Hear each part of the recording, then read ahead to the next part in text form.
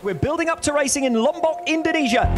Monsoon weather here yesterday afternoon left water ankle-deep conditions, not rideable, let alone raceable. So 20 hours on from the scheduled start time, we go again for race 1 of the Pirelli Indonesian round. Jangan sampai event kebanggaan nasional dirusak hanya karena segelintir oknum di dinas yang tidak mengerti bagaimana cara menangani hewannya. Warga sekitar terbiasa hidup dengan anjing-anjing ini dan menganggap anjing-anjing ini ikut menjaga wilayahnya.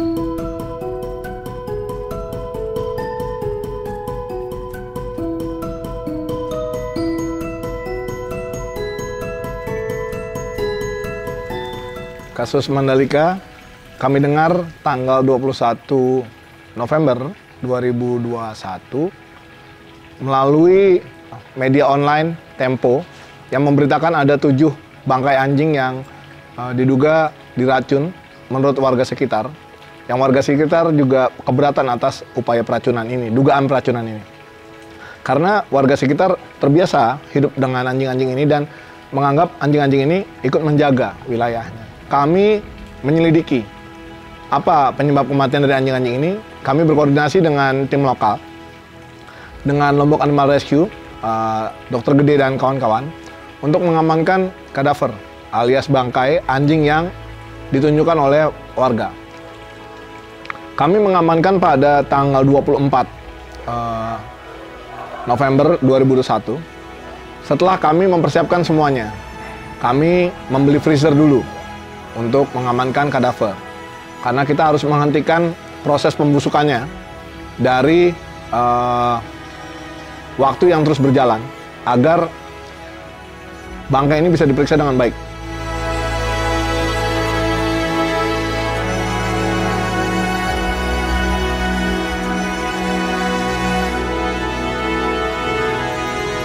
Lalu tanggal 24 kami amankan, sampai dengan tanggal 26 kami bekukan. Setelah dibekukan, kami packing dalam styrofoam yang diisi dengan es batu untuk diberangkatkan melalui jalan darat, lalu naik ferry, ya, naik ferry turun di pelabuhan di Surabaya. Dari pelabuhan Surabaya menuju ke rumah sakit kedokteran hewan di Unair, ya, Surabaya, untuk diserahkan. Kami meminta dilakukan forensik menyeluruh, termasuk uji racun atau toksikologi, untuk menentukan penyebab kematian anjing.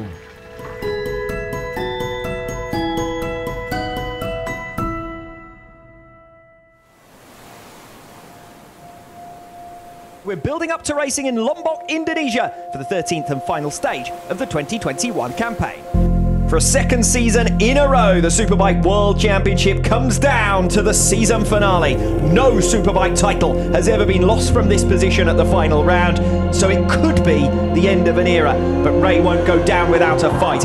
Monsoon weather here yesterday afternoon left water ankle-deep conditions, not rideable, let alone raceable. So 20 hours on from the scheduled start time, we go again for race 1 of the Pirelli Indonesian round. And now that this start is going to be delayed as a result of the rains, we go down to the last day of the season. Lights out on race 1. Ini bisa mencoreng nama Indonesia dalam menyelenggarakan MotoGP. Jangan sampai event kebanggaan nasional dirusak hanya karena segelintir oknum di dinas yang tidak mengerti bagaimana cara menangani hewannya.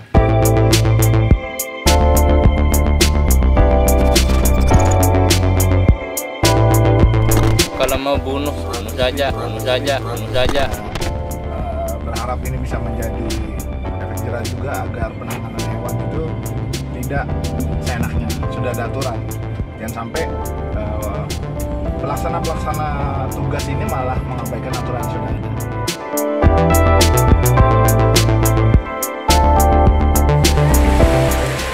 Kami juga akan meninjau kondisi aktual lokasi seperti apa, termasuk populasi perkiraan berapa, apa yang sudah ada terbangun kemarin, bagaimana kondisinya, apakah sudah ada pagar. Data-data tambahan ini tentunya akan menjadi acuan kami untuk bisa menjadikan asesmen resmi. Ada masalah apa, bagaimana menyelesaikannya, solusinya seperti apa.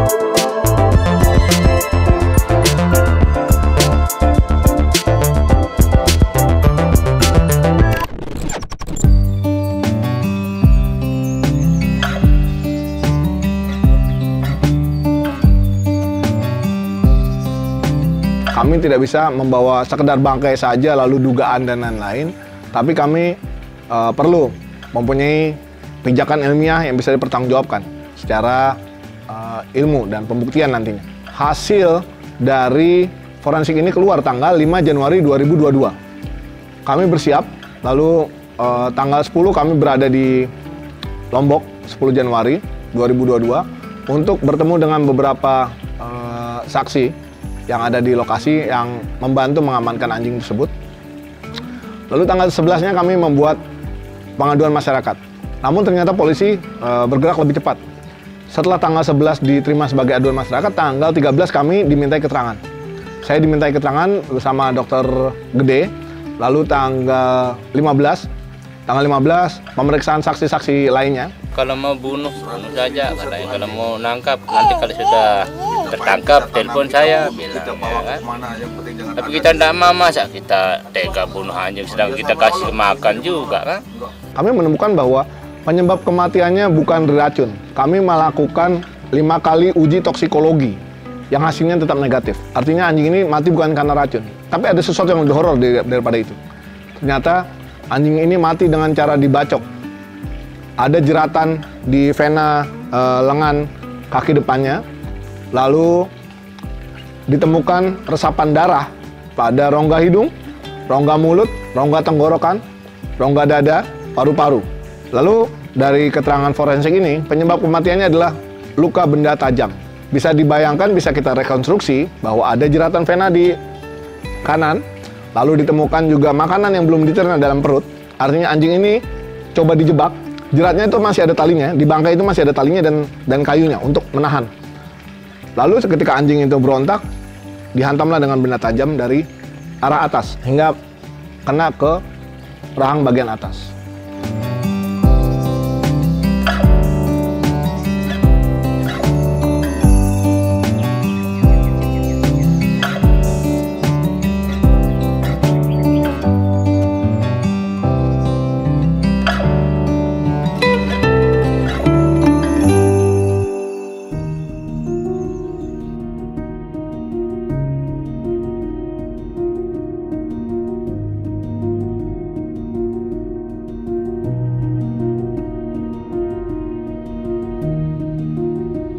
Anjing ini sangat waspada kepada orang. Tidak mudah untuk bisa mendekati orang karena dia tidak percaya kepada orang lain. Hingga perlu diumpan dengan makanan, lalu dijerat agar dia tidak pergi, lalu dibacok. Bangkai anjing pada di lokasi terlalu hancur. Anjing-anjing yang mati ini tidak dikuburkan. Yang dikuburkan itu yang berhasil selamat untuk diperiksa penyebab kematiannya.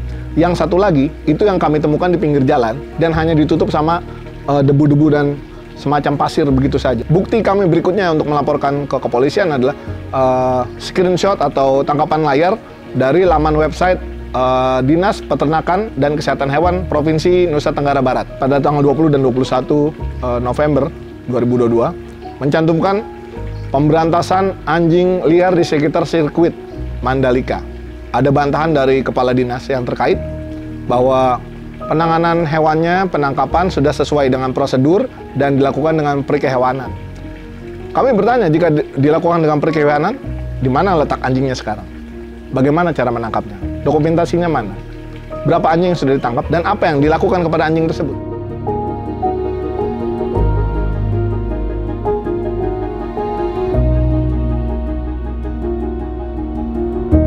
Aparat pemerintah dalam hal ini Dinas Peternakan dan Kesehatan Hewan telah melakukan perbuatan melawan hukum, yaitu melanggar peraturan pemerintah nomor 95 tahun 2012 tentang kesejahteraan hewan.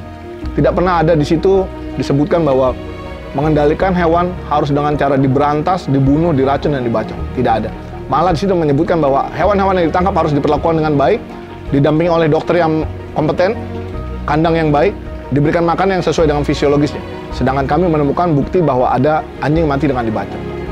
Kita menantikan pemeriksaan kepada pihak-pihak terlapor. Kami ditanya oleh polisi. Ada yang dicurigai tidak?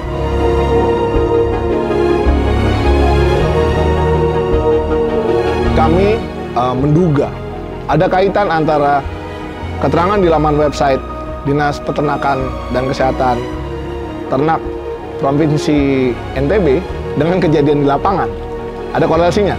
Pemberantasan di laman website, lalu kami temukan anjing mati dengan luka bacok, lalu keterangan dari warga bahwa ada orang yang memberikan biaya 100.000 jika bisa menangkap dan mengeksekusi anjing tersebut. Beberapa saksi kunci kami hilang di lapangan. Saksi kunci kami ternyata rumahnya sudah rata. Ketika di lokasi, ketika kejadian tanggal 21 dan 22 November itu, 20-an November ya, sekitar 19-20 November, itu rumah saksi masih ada, orangnya masih ada. Ketika kami ke sana ternyata rumahnya sudah rata. Sangat disayangkan dan kami kehilangan kontak dengan beliau.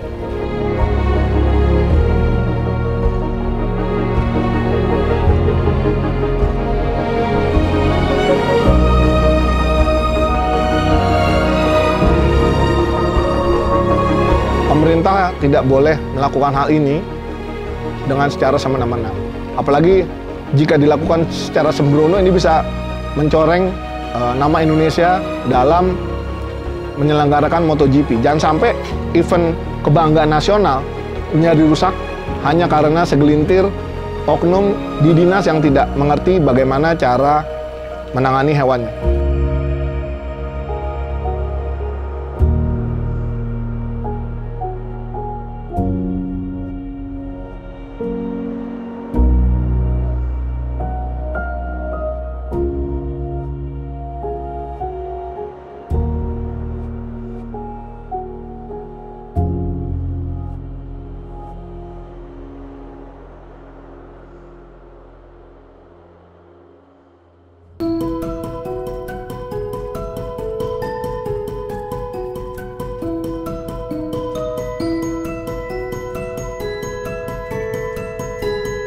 Kami dari organisasi non-profit dari Koalisi Perlindungan Hewan Indonesia, yang saya sendiri ada di sana bersama Animal Defenders Indonesia, bersama Lombok Animal Rescue, dan puluhan grup non-profit lainnya yang berkaitan dengan perjuangan kesejahteraan hewan, terutama hewan domestik,